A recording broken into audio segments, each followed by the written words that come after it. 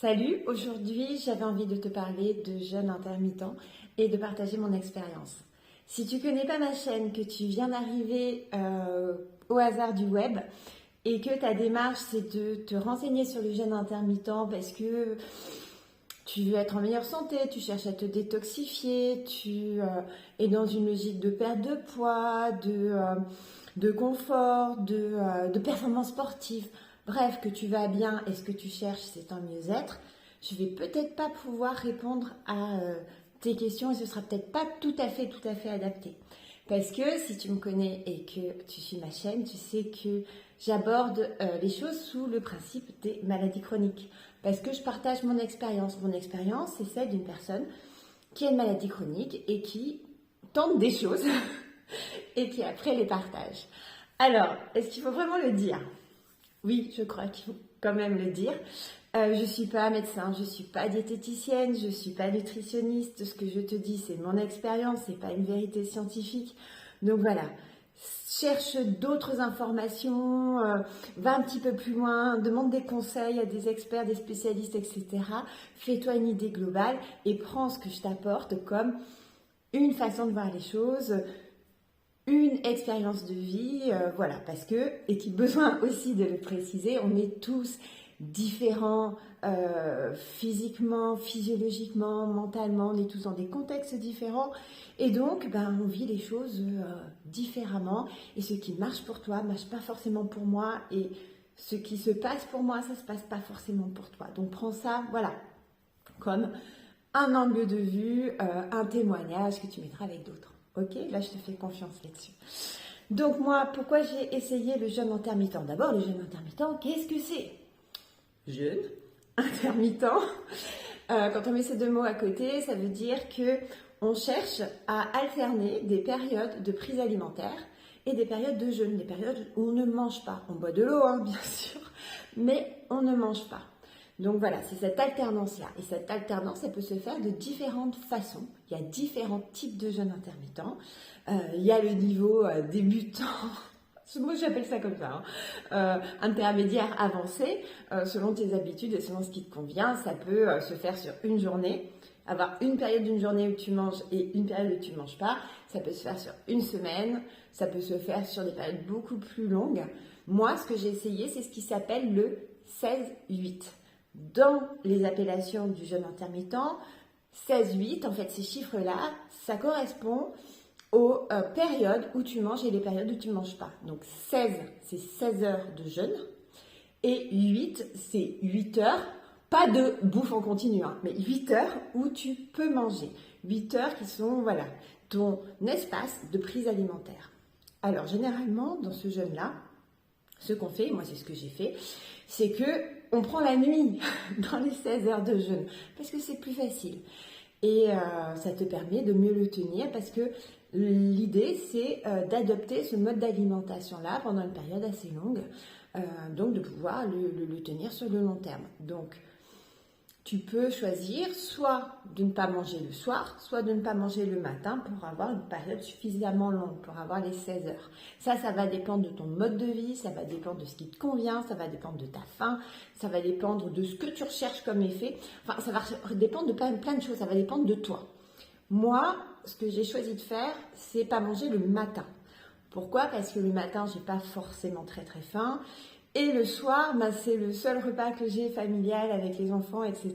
Et c'était super dur de ne pas manger avec ma famille et de ne pas avoir ce moment convivial le soir. Et pour moi, c'était pas tenable à long terme. Donc, l'idée, c'est que je mangeais, donc premier repas vers 13h30, 14h. Je t'expliquerai aussi pourquoi ce choix-là. Après, je mangeais une collation à 16h et je mangeais le repas du soir vers 20h, voilà, pour avoir une période entre 13h30 et 21h30 où je pouvais manger et puis à partir de 21h30, ne plus manger. Donc passer la nuit, bien sûr sans manger, on ne se lève pas pour grignoter de la glace, pas manger le matin. Donc tout le débat sur le petit déjeuner, le repas le plus important de la journée, etc., je vous le laisse. Je pense qu'on est tous différents et que chacun a ce qui lui convient par rapport à ça. Donc, pas manger la nuit, pas manger le matin. pas manger du coup à midi, mais manger plutôt en décalage vers 13h30. Donc voilà, c'est cette alternance-là. Alors pendant la période où on ne mange pas, le jeûne, on boit de l'eau, donc bien sûr il faut beaucoup s'hydrater. Le café apparemment c'est illimité, mais moi j'adore le café. Et voilà, donc tu n'agis pas sur les quantités que tu manges, tu n'agis pas sur ce que tu manges, tu agis sur quand tu manges. C'est ça le principe en fait. Alors pour moi ça s'est passé comment? Je te dis comment ça s'est passé, comment je me suis organisée, et après je te dis si ça a fonctionné. Moi, comme tu le sais, j'ai une maladie chronique et je me suis retrouvée, comme tu le sais aussi, en période de crise. D'un coup, mon traitement n'a plus fonctionné, je me suis retrouvée avec des symptômes de plus en plus importants, des symptômes intestinaux de plus en plus importants à gérer. Alors au début, j'ai essayé d'augmenter les doses de médicaments, ça ne fonctionnait pas, j'ai beaucoup tâtonné et donc il fallait bien que je trouve un moyen de fonctionner. Le temps que, voilà, je me dis oui, bah, c'est vraiment grave, c'est vraiment une crise, c'était la première de ma vie. Le temps après que j'ai un rendez-vous chez mon gastro, le temps après de mettre en place un traitement qui fonctionne. Donc il y a eu plusieurs mois, il y a eu 3-4 mois. Et pendant cette période-là, c'est la période où j'ai essayé le jeûne intermittent. Donc j'ai à peu près 3-4 mois de jeûne intermittent. Et je l'ai essayé à une autre période, c'est pendant que j'ai fait ma crise qui était encore plus importante là, pendant l'été. Donc moi, voilà, je l'ai essayé. Et ça, c'est important de le dire en période de crise. C'est-à-dire qu'il n'y avait pas que le jeûne intermittent, il y avait la période de crise. Et l'objectif pour moi, c'était pas du bien-être. Enfin, si, un peu quand même. C'était pas de la perte de poids, c'était pas des performances sportives, c'était essayer de contrôler les symptômes. Parce que logiquement, je me suis dit, j'ai des symptômes intestinaux, donc des douleurs, des envies impérieuses d'aller aux toilettes, ça c'est le propre de la RCH.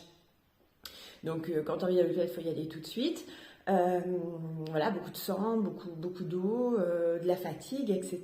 Et je me suis dit, bon bah, j'ai pas de solution, il faut que je bosse parce que j'ai un boulot où je fais de la formation, donc je suis devant les gens et je peux pas dire à un moment donné, les gars, stop, on arrête, je dois aller aux toilettes et revenir et puis une heure après dire, les gars, on arrête, etc. C'était pas possible.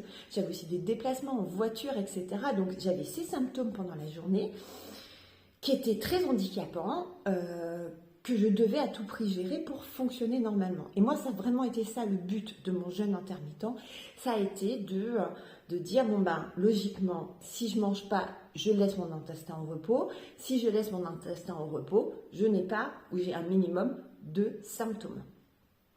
Et me dire, je ne mange pas la nuit et je ne mange pas jusqu'à 13h30, ça me laisse toute la journée, parce qu'après, bon, il faut le temps de la digestion, mais ça me laisse toute la journée où j'ai l'intestin à peu près au repos, et donc toute la journée où, normalement, je devrais avoir moins de symptômes.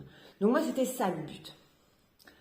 Le problème, c'est que dans le jeûne intermittent, comme je te l'ai dit tout à l'heure, il ne faut pas réduire ses prises alimentaires. Il faut manger normalement. Il faut manger les mêmes quantités. C'est pas une façon de sauter un repas pour manger moins. C'est pas ça l'idée. Et moi, le problème, c'est qu'en période de crise, il y avait très très peu de choses qui passaient. La banane, le riz blanc, les pâtes, le poisson blanc et le poulet. Donc c'était en gros un régime restrictif en fait. Donc il faut savoir ça parce que ça faisait que j'avais pas assez à manger en fait. Voilà, j'avais ça en plus. Donc voilà, ça, avec le jeûne intermittent, c'est ça qui a un petit peu foiré les choses. Donc au final, qu'est-ce que ça a donné?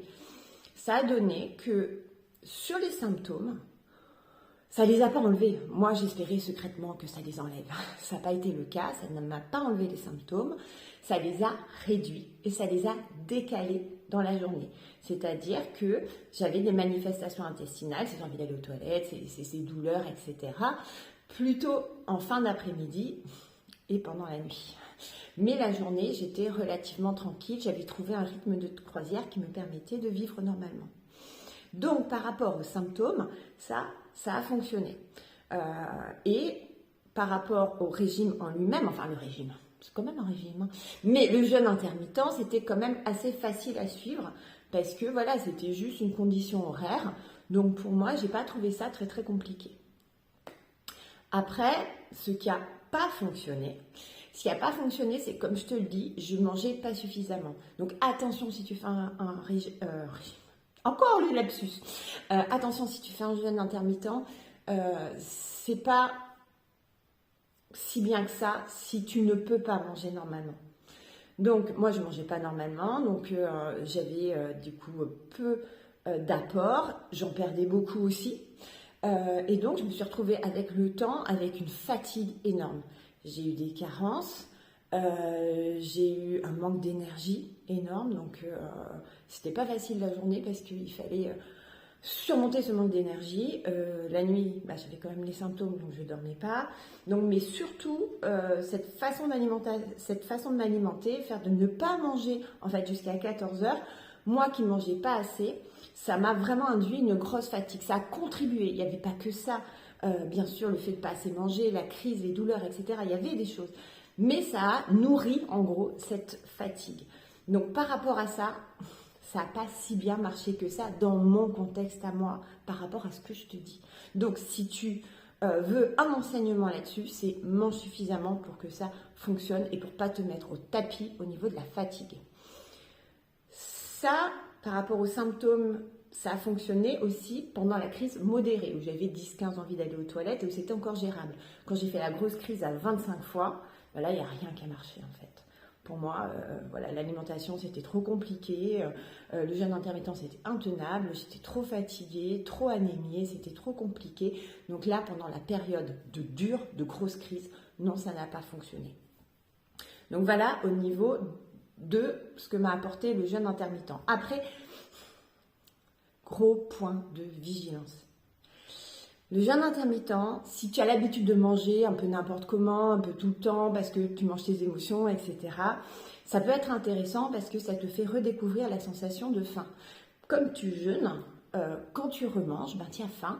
Et ça peut être intéressant si tu as perdu un peu ça de vue et tu souhaites renouer avec ces sensations-là de faim.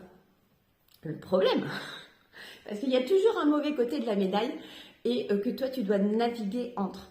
C'est que si tu es sujet à des troubles alimentaires, si pour toi l'alimentation c'est compliqué, si tu as une condition mentale ou physique ou une maladie chronique qui te pousse à avoir peur de certains aliments parce que tu sais que ça te déclenche des choses, etc. et que tu n'as pas un rapport apaisé avec la bouffe, ça ne va pas t'aider. Parce que le principe du jeûne intermittent, c'est de décider les périodes où tu manges et les périodes où tu ne manges pas. Tu manges avec ton cerveau, tu ne manges pas avec ton corps. Donc tu ne manges pas quand tu as faim. Parce que tu as faim, hein. Enfin moi, je te dis comment ça se passe. Moi j'ai eu faim pendant que je ne mangeais pas. J'avais faim notamment parce que je ne mangeais pas assez aussi. Mais j'avais faim. Et tu te dis non, je ne dois pas manger. Et ça, tu rentres dans un mécanisme de contrôle de ton alimentation et dans un mécanisme où tu mets tout dans ta tête. Et ça peut te mettre en grande vulnérabilité. Parce que aussi, on peut se dire, et pour certaines personnes ça fonctionne, le fait d'avoir des périodes où tu ne manges pas et où tu jeûnes, se dire, ça va me distancer un peu de la nourriture, je vais y penser moins, je vais me concentrer sur autre chose, je vais faire du sport, je vais penser à autre chose, m'investir sur autre chose. Et donc la nourriture, je vais la laisser un petit peu de côté, ça va me faire du bien. Pour des personnes, ça marche. Pour moi, si je ne mange pas, je pense à manger. Donc du coup, ça crée ce truc un petit peu bizarre où tu penses à manger, tu as envie de manger, tu as des fringales, parce que ton corps, en fait, tu rentres un peu en lutte avec ton corps. Ton corps, lui, il veut manger et ta tête, elle dit non. Et donc, ton corps, il t'envoie des sensations de faim, des fringales, des idées où tu vas à tout prix manger des compulsions alimentaires. Parce que il se révèle à toi et il veut parler, il veut te dire quelque chose, ton corps. Et donc, il va falloir gérer ça, si tu es comme moi. Et donc, moi, je n'ai pas trouvé ça super au niveau de cet équilibre et le fait d'avoir un rapport sain avec la nourriture. Parce que déjà, c'était compliqué aussi. Je suis dans un contexte de maladie chronique, rappelle-toi. Et donc, c'est déjà compliqué. Il y a des aliments qui passent, des aliments qui passent pas. On se pose des questions, on a peur un peu de tout. Et ça nourrit un petit peu ça parce que tu es beaucoup dans le contrôle. Donc, fais attention à ça. Moi maintenant j'essaie d'avoir plus un rapport apaisé, de manger naturellement quand j'ai faim et de pas m'imposer des rythmes et d'arrêter de tout surconscientiser, essayer de retrouver ce plaisir, ce rapport sain et naturel avec la nourriture parce que pour moi je pense que c'est le plus important. Donc moi au final le jeûne intermittent ne me convient pas si bien que ça pour moi. toi tu trouveras peut-être, voilà, autre chose. Aussi, dernier truc, moi je l'ai fait un petit peu à la warrior, c'est-à-dire je me suis dit c'est bon, je sais, je lis des trucs sur le net, je lis des bouquins, etc. Et je vais savoir faire, je n'ai pas besoin de me faire encadrer par une diététicienne, une nutritionniste, etc. ou un médecin, et je le fais dans mon petit coin toute seule. Je pense qu'il faut mieux être suivi quand tu fais des choses comme ça, surtout quand tu as une maladie chronique, parce que ça va t'aider à limiter un petit peu les choses négatives que je t'ai dit, et ça va te permettre d'être mieux et de le faire peut-être plus facilement, d'avoir quelqu'un à qui parler, quelqu'un qui puisse te débrouiller un petit peu les fils quand tu es perdu. Donc voilà, moi, ce que je voulais dire de cette expérience-là. J'espère que ça te sera utile. En tout cas, continue à t'exprimer en commentaire ou à mettre des petits pouces, etc. Et si tu as des sujets que tu veux que j'aborde, dis-le moi. Moi, je serai contente de les aborder. Donc voilà, je te dis à bientôt et une bonne journée. Bye bye.